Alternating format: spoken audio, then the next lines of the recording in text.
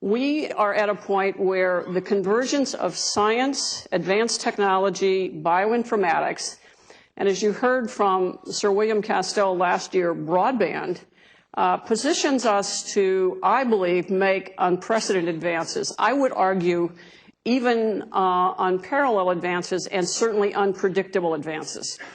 I have an opportunity often to stand in front of 1,000 nanotechnology investigators under the age of 35 years old.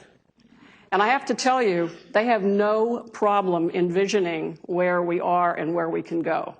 So I think the one thing that we all have to remember is they grew up with a different set of thinking patterns. They grew up with a different set of expectations. And I would argue, actually, a different outlook. And we are, in many ways, the stewards of this information and the curators of it. But it's the next generation and the generation after that that we're really talking about, I think, in terms of personalized medicine.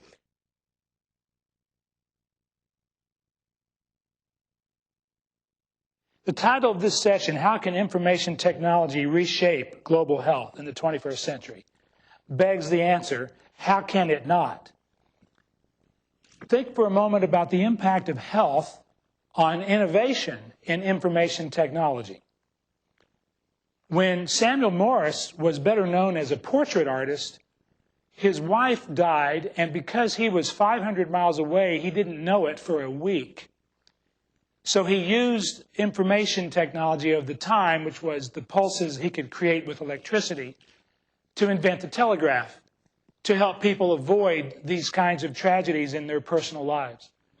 When Alexander Graham Bell was working on a rudimentary hearing aid because his wife was deaf, he invented the telephone.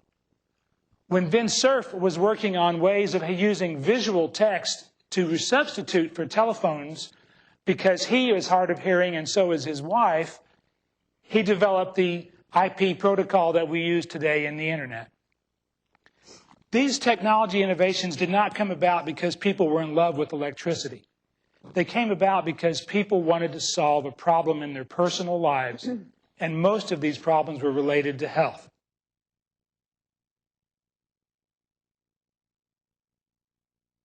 I think it's a combination of technology and of culture change and behavior change. We have generations of physicians, nurses, pharmacists that came out of schools with a different mindset and who do not even understand fundamental principles of patient safety, such as systems thinking, human factors, teamwork. And we need to train a new generation of practitioners who, before they're even ready to understand the technological applications. And the problem is very, very deep. I think we're making some progress in some areas, but I think giving technology to people who do not understand systems issues and applications is not going to solve the problem.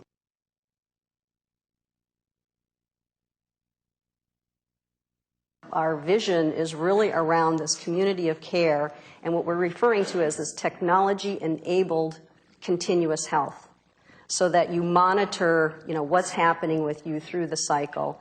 And then when you do end up in the acute area, it's because nothing else has worked. I mean, it's kind of the last resort. It's not like you're going to the emergency room first to diagnose yourself, and you may not even need to be in the emergency room. That has the effect of not only empowering the consumer, but also, and we've got case studies and proofs of concept, as we call it, to show where it has lowered the cost, the operating cost, for the enterprise as well, for the hospitals, because they're not having to see the patient come in as often.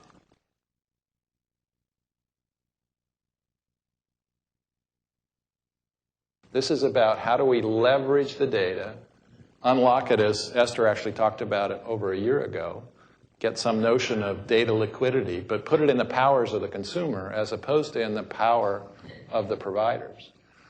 The providers will always have their data. It's very important to them, and we have lots of ideas how they might want to rethink about how they use that in their communications with the consumer. But I think the real agent of change in the short run will be the consumer themselves. Nobody cares about their health more than you do or your family member. What we do when we have a family member in the hospital is the patient in the hospital is never alone is the way to prevent some of these errors.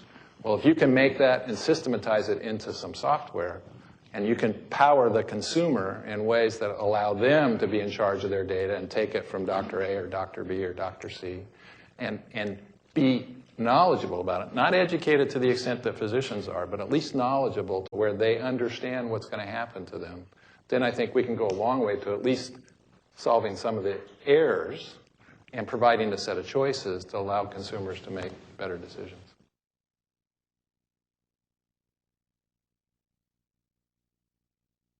Yes, in theory, consumers are the people who care most about their own health, but consumers have the vested interest. What they don't have is either the vision or the self-discipline.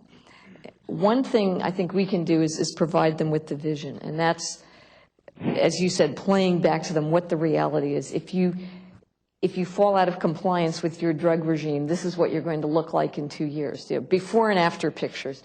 Let's make this consumer friendly. Let's make it real and tangible.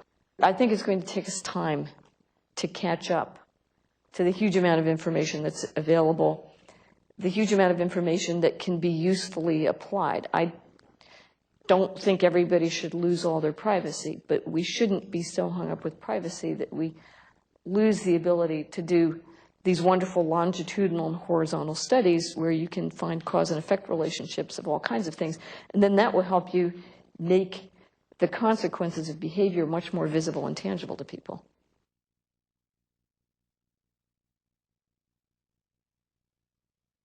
For a beginning, we felt good that we actually put our foot down and said there will be electronic medical record exchange and done that.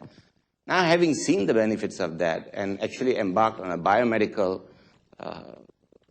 kind of drive in Singapore, we feel that a lot of these records would become more important for our research. And it is more important now for us to have a single platform, and we are discussing that.